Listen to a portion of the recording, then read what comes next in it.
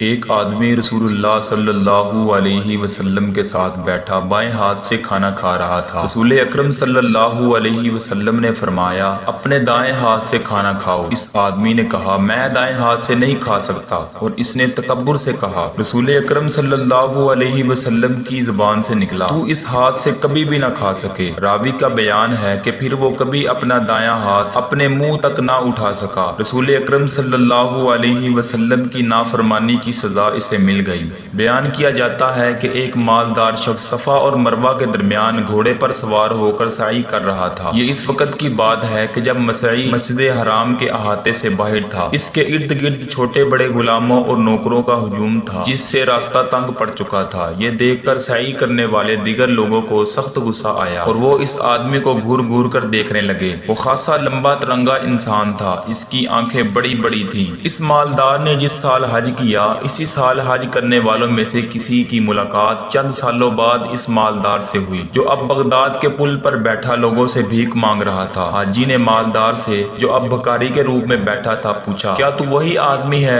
کہ جس نے فلاں سال حج کیا تھا، اور تیرے پاس ارد گرد غلاموں اور نوکروں کا اس قدر ہجوم تھا کہ دیگر لوگوں کے لیے مسعی میں راستہ تنگ پڑ گیا تھا؟ بھکاری نے جواب دیا، ہاں میں وہی شخص ہوں۔ حاجی نے دریافت کیا، پھر کس چیز نے تجھے اس حالت میں لا پہنچایا؟ بھکاری نے جواب دیا، میں نے اس جگہ میں تکبر کو اختیار کیا تھا، جہاں متقی و پرہیزگار لوگ تواضع اور انکساری اختیار کرتے ہیں۔ چنانچہ اللہ تعالیٰ نے مجھے اس جگہ ذلیل و خوار کیا، جہاں ذلیل و خوار لوگ بڑے بنتے ہیں۔ ایک اور واقعہ ہے کہ جس کے راوی مصر کے معروف عالم دین شیخ احمد شاکر ہیں۔ کہتے ہیں کہ مصر کے گورنر نے نابینا طالب علم طٰہٰ حسین کو ایوارڈ سے نوازا اور اس کی عزت و تکریم کی، تو جمعہ کی نماز میں ایک خطیب نے اس گورنر کی تعریف شروع کر دی۔ اس نے اپنے خطبہ کے اندر یہ الفاظ کہے کہ امیر کی خدمت میں نابینا طٰہٰ حسین آیا، لیکن امیر نے اس سے منہ نہ موڑا۔ نماز جمعہ کے بعد فوراً شیخ احمد شاکر کے والد محترم شیخ محمد شاکر کھڑے ہوئے اور لوگوں سے کہا، اٹھیں اور اپنی نماز دہرائیں۔ ان کی نماز نہیں ہوئی، اور اب یہ نماز پڑھنا ان پر واجب ہے، کیونکہ خطیب نے رسول اکرم صلی اللہ علیہ وسلم کی شان میں گستاخی کر کے کفر کا ارتکاب کیا ہے۔ شیخ احمد کا بیان ہے کہ اللہ تعالیٰ نے اس مجرم خطیب کو یوں ہی نہیں چھوڑا،